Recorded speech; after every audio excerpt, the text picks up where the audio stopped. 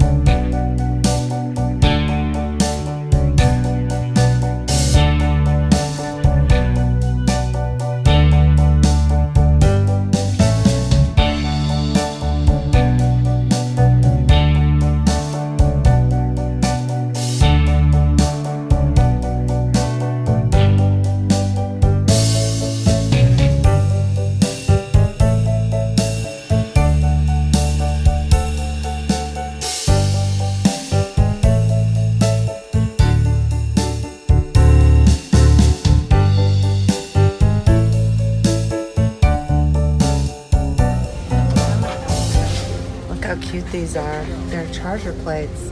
They look like they have a lace edge.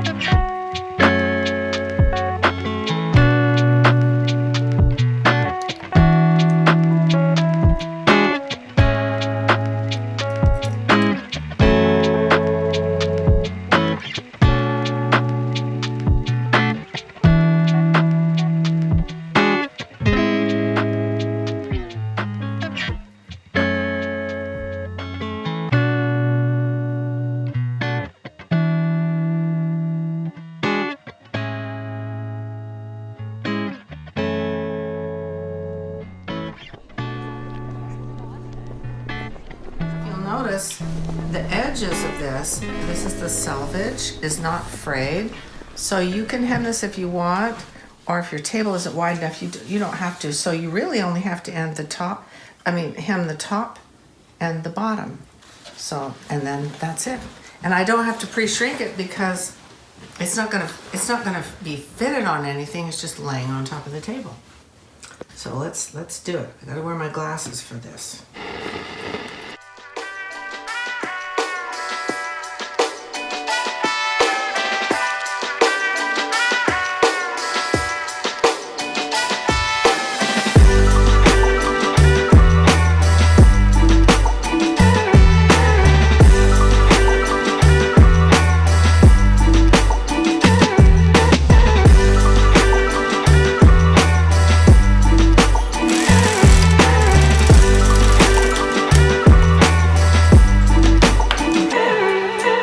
Easy that was.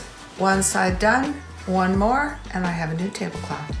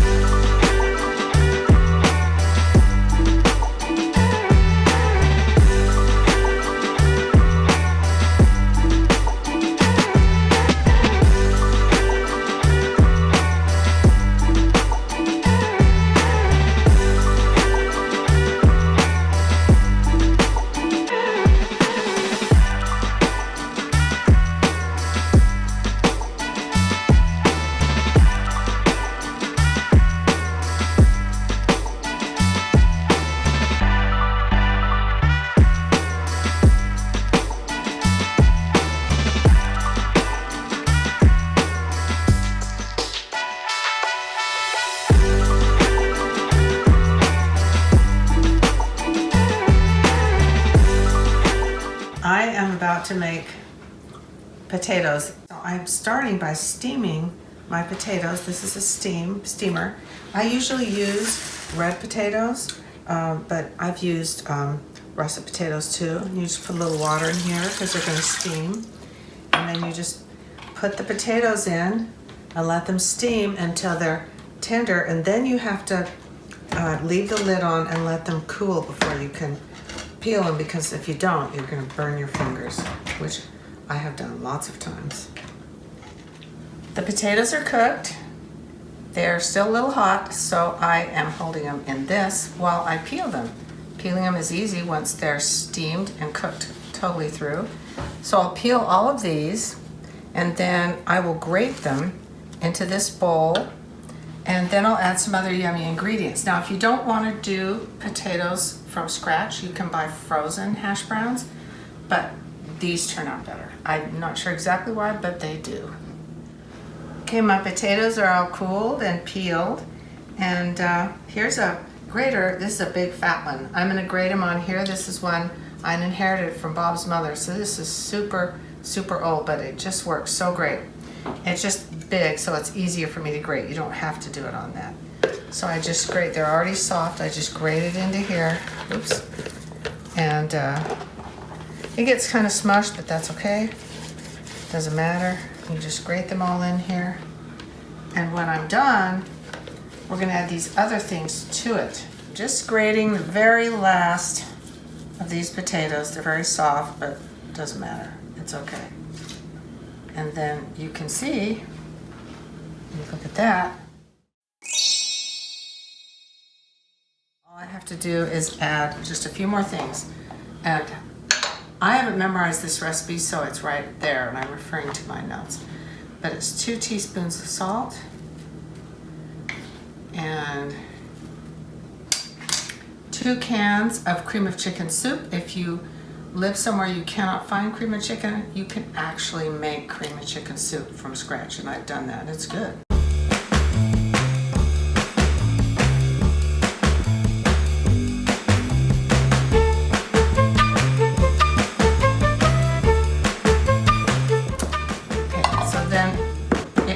For 2 cups of sour cream. Now this is actually more than that, so I'll just estimate because I've done it so many times, and that's fine.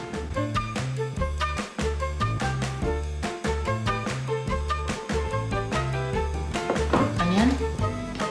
I grated it because I don't know that people like pieces of uncooked onion in their potatoes, but you can chop it, or if I haven't had any fresh onions, I have used dried onions, and that works too. Let me get a great big spoon. Stir that up a little. Just kind of fold all this together, and then see this giant pile of cheese? That's going on last, what's going in it, and then I'll top it with breadcrumbs and a little bit of butter and bake it off tomorrow. And everybody just loves this, and it's even better left over if you have any leftovers. So now we add some of the cheese. I know it's a bunch of cheese. No wonder it's good, right? Maybe I'll save a little bit of cheese just for the top.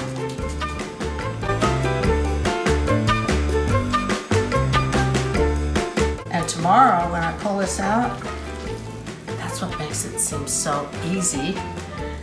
People think I'm making food look so easy because I do it ahead of time, and so can you. I make stuff in advance that I can. I can't make everything in advance, but the things I can, I do.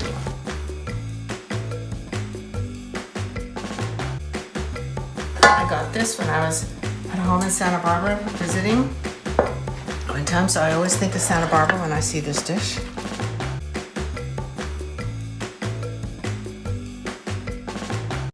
I usually cook it for about an hour because I want it to be really piping hot all the way through. And this is a lot of potatoes. So it takes a lot for the heat to all go through there and melt all that yummy cheese and everything, so you can see. So I'd probably do it at 350 for about an hour, but check on it and see. And then I'll put the breadcrumbs and butter on top. It takes a half of a cube of butter, half a stick, or that's a quarter of a cup. And so I'm just gonna sprinkle these little cubes right on top before. It's lucky I remembered. And they're on my list, but somehow I always miss this till the very last. Okay, so now I've got these are panko breadcrumbs. I mixed it with just 2 tablespoons of butter and just mixed it in here. You put this on top and it makes it nice and crispy when it bakes. Even more yummy, if that's possible.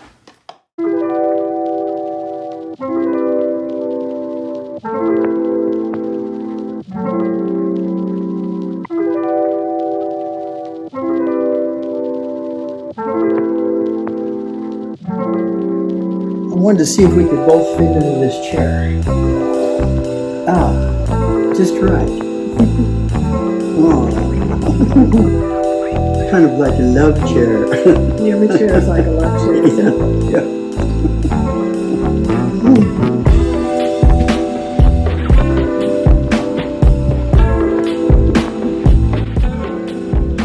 Another beautiful day. I think it's gonna take a walk. Oh, look. Look. There he is. Do you wanna go for a walk? Yeah, I think we have time for just a few minutes. Yeah, it's a little cloudy. Yeah, but it's spring. So.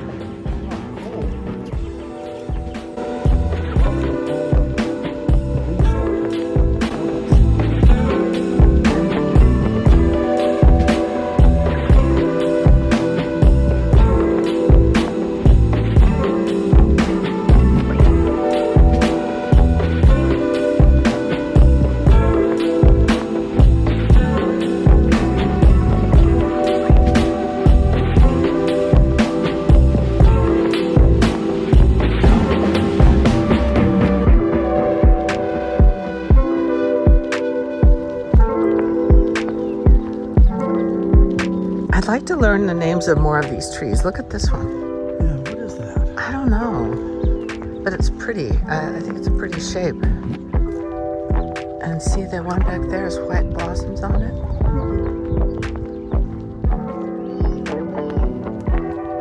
In their yard.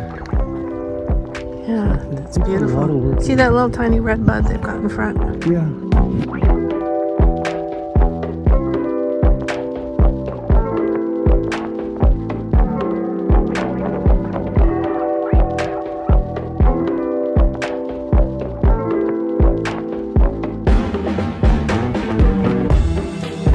Gosh, you're not going to believe what just happened. I went out in the freezer, which is in our garage, and I'm barefoot, and I went to get my frozen roll dough out that I made yesterday so I can have nice, hot, fresh rolls today for our dinner.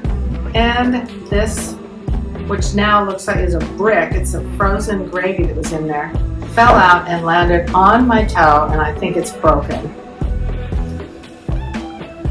You can believe this. It must hurt. Can you still do dinner? It's not going to be easy, but you know, we've already done the table. We've got all of our family coming. And the good news is, as you know, I make a lot of stuff yesterday. I made the potatoes and I made the rolls. I wouldn't dream of telling our family you can't come. Yeah, but you must be in pain. Yeah, compared to labor, it's not so bad. What it boils down for me is relationships, is the relationship I have with the people I've invited, with anyone I've invited, but particularly family. I'm not going to tell them, don't come. Not to mention, I have tons of food, so I'm just not going to do it. I'll take a couple of Tylenol, and as they say in Hollywood, the show must go on.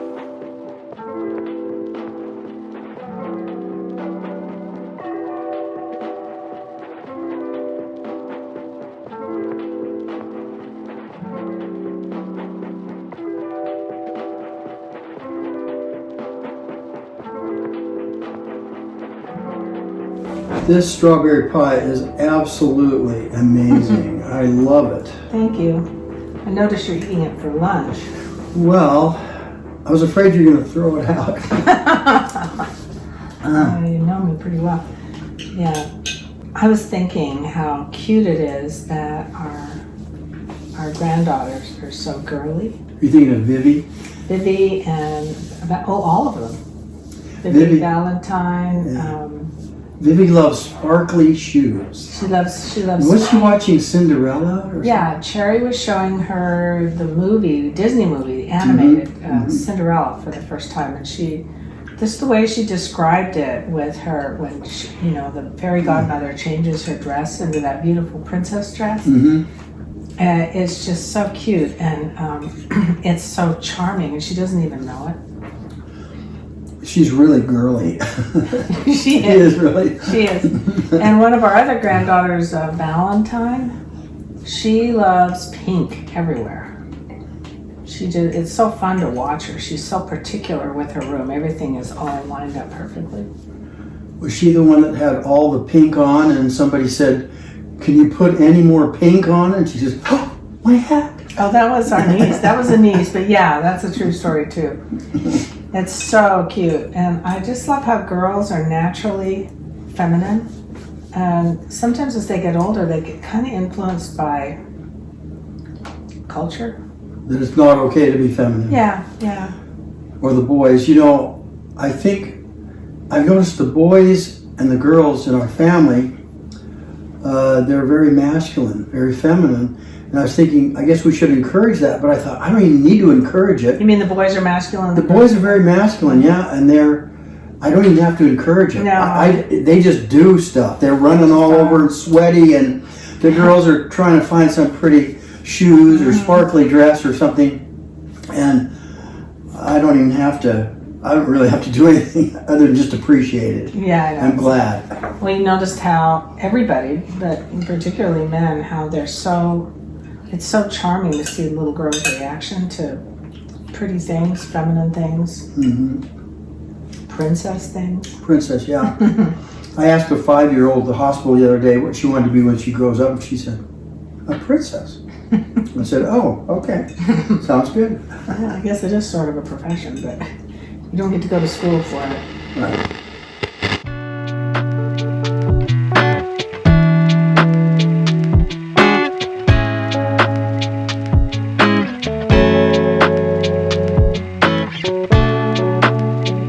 But I wanted to show you this tree.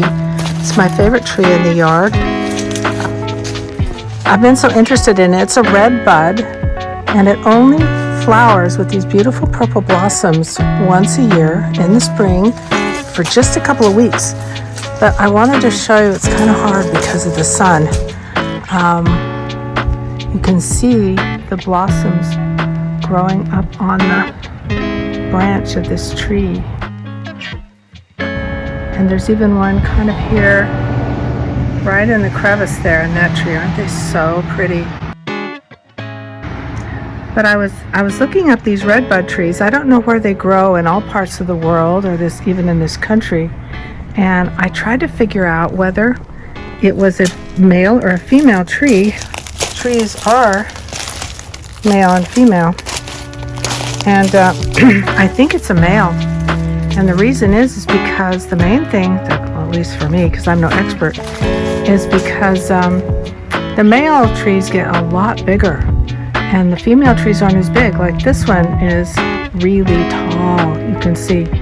And when Bob and I drove around town, we noticed a lot of the redbud trees we saw were not nearly that big. They were much shorter.